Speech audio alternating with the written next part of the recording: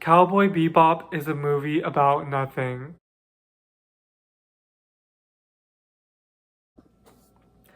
Hey everyone! So today I wanted to talk about Cowboy Bebop. Man.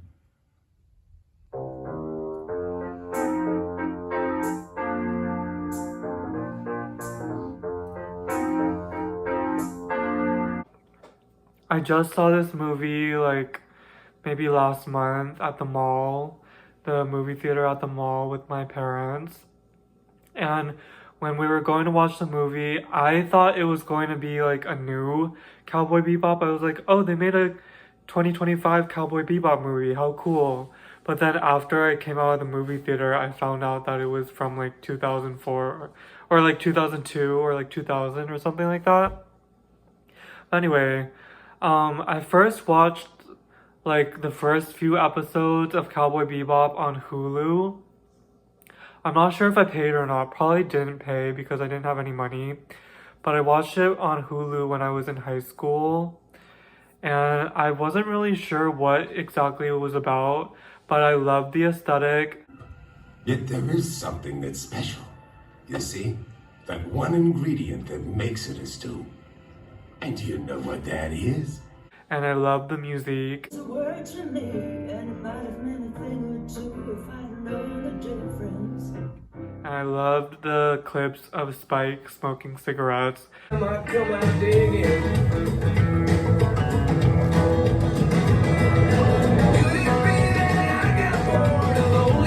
Which was probably one of the reasons why I started smoking cigarettes. Sorry, Mom. But I don't smoke anymore, so that's good. I'm not really sure, but I think the movie is basically about like there's like this computer virus thing that's going around, and there's some kind of like biological warfare that's connected to a computer virus, and if that virus gets into people's brains, then it kills them. And like Spike and Faye and Jet, the team that are inhabiting in that like techno-raven den, they're trying to find the culprit and control the disease and get the virus under control. And in the movie, Spike fights with like his enemies, he fights with like villains alike, and there's even an arc where he fights like this dude who maybe is supposed to be kind of like him but older. I don't really know. I feel like he fights like this dude who looks like he's supposed to be like an older version of him. So it's kind of like him fighting himself in a way, which I feel like is a common theme throughout the movie. It's kind of like the internal fight of like between Spike and like his own internal like demons. So I feel like him fighting the other people is kind of like a metaphor for that. He's really just fighting like his own internal demons, especially like the scene in the train. Oh, I did record clips of the movie in the movie theater. Don't come for me. It turns out that it was a 20-year-old movie, so if people in the movie theater were like annoyed by that, I feel like they couldn't see because I was like in the handicap section, which is kind of like right like in the front. It's kind of like there's like a balustrade kind of like blocking like where I was sitting and the rest of the audience. So I feel like they probably couldn't see me recording, but if you could see me recording, I'm sorry about that. I don't know. Something that happened after the movie. After the movie, when we got out of the movie, my mom was like, I don't know what's going on in that movie, but I liked it. And I think that's pretty representative of like how I feel in the movie too. Know this, swimming bird. This blue eye perceives all things conjoined. The past, the future, and the present. Everything. Like, I really couldn't really tell what was going on in the movie. I couldn't tell if it's because I didn't watch the TV show itself or what, but like, I really couldn't follow like what was going on in the movie, but I like the aesthetics and I like the music choices. I don't know if they composed the music like specifically for the movie, but I like the music. It was tea. It was kind of like Bebop, like Cowboy Bebop. So I don't know if it was really bebop, but it was kind of like neo-noir, like jazzy vibes, like noir music, film noir. But essentially, I think this is a movie about nothing. Cowboy Bebop is a movie about nothing. More specifically, it is a movie about capitalist excess and all the accoutrements of modern capitalists, all the accoutrements of modern capitalism, accoutrements of modern capitalism, but like in an exaggerated way. And what I mean by this is I feel like, so it's like the late 90s, early 2000s, right?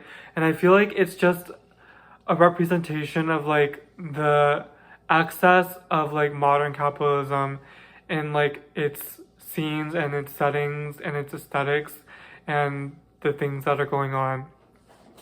For example, I think you can see an example of that in the ultra exaggerated like gadget of the cup of noodles cup that's like in the first like third of the movie, in the beginning of the movie. Does it bother you? Bon appetit!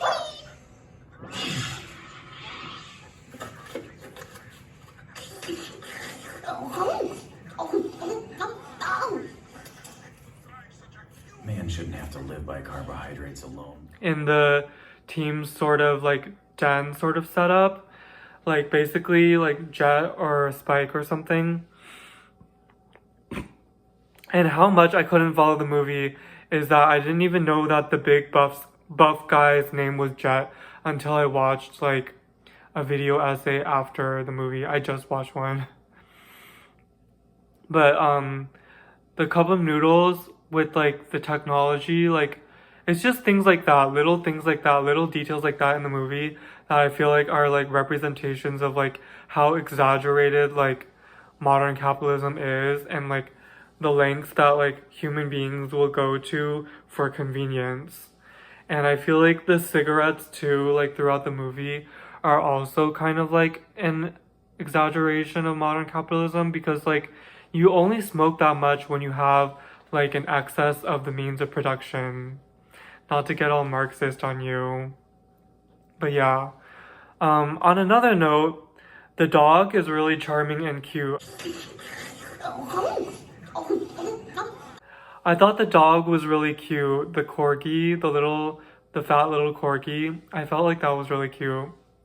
Anyway, I feel like a concept in this movie that needs to be said is techno-orientalism.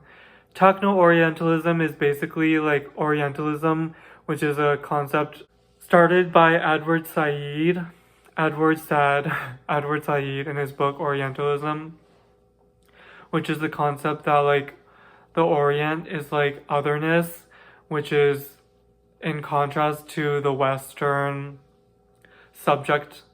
Like the Western is like assumed as the subject and like the central, like the main character vibes. And then the Orient, which is like the East and like Asia, is like the other and like has like more, you know, it has a sense of impending doom.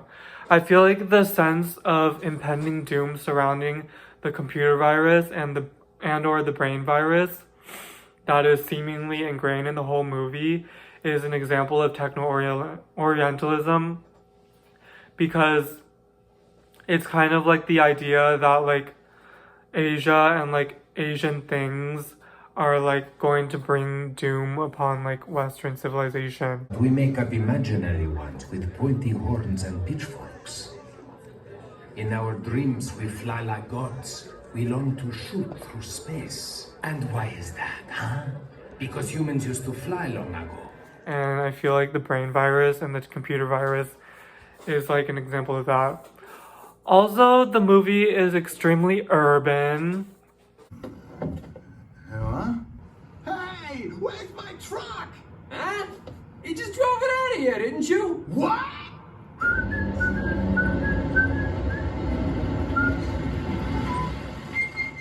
Yo. It's like set in the city and there's like a lot of scenes of like Spike like running through, Spike is the main character, of like Spike like running through the city and like, you see like the subway and like the trains and like things like that, and like a lot of views of the city and like the apartment, and like that scene that's like set in the apartment, the showdown in the apartment.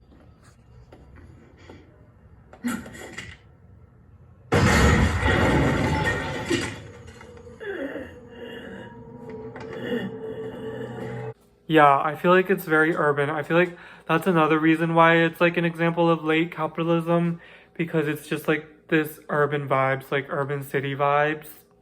And you just see a lot of that like going on throughout the movie. And I just thought the movie is very beautiful in that it shows Spike and the other characters like Jet, Faye, and the dog in many different settings. And as I said, they are all urban and very tea. Like, it just shows them like in their little den thing, like hanging out, looking up things about the virus, like on their little computer thing. And then there's that like other girl, the like weird autistic little girl, on her computer, and like things like that. And it's just like all the settings like are very tea and like just very cute, and like I don't know. But but however, my main thing about the movie is I couldn't follow any of the plot lines. Like I couldn't tell what exactly was going on. And basically like that's why I said like I think this movie is basically about nothing. Like sure, there is the plot line about the computer virus and like the brain virus or whatever, but I think essentially the movie is about nothing.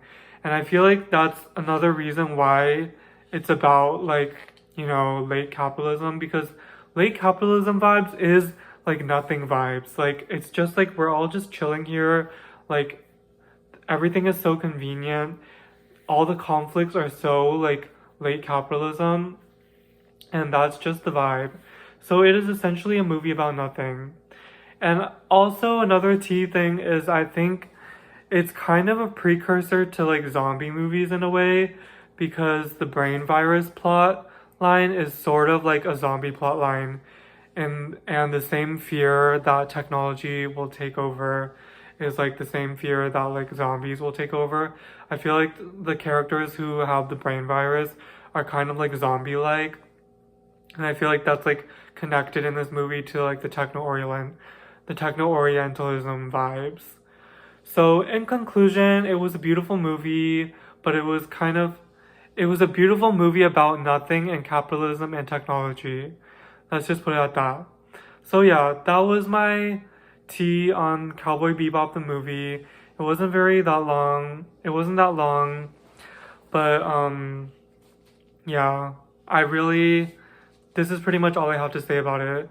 So yeah, this has been another film essay brought to you by 60-Second Fairy Tales, aka David. Like, comment, and subscribe for the next video. I also make vlogs, and I occasionally talk about movies when I find the time to make these video essays. So yeah, see you guys in the next one. Hi everyone, this is David. I just want to say please subscribe to me. I almost have 80 subscribers. I only need one more and then I'll have 80, and then I can get Starbucks to celebrate. So contribute to the capitalist society. Let me get one more subscriber so I contribute to capitalism and buy another matcha latte. That is all. I thought the dog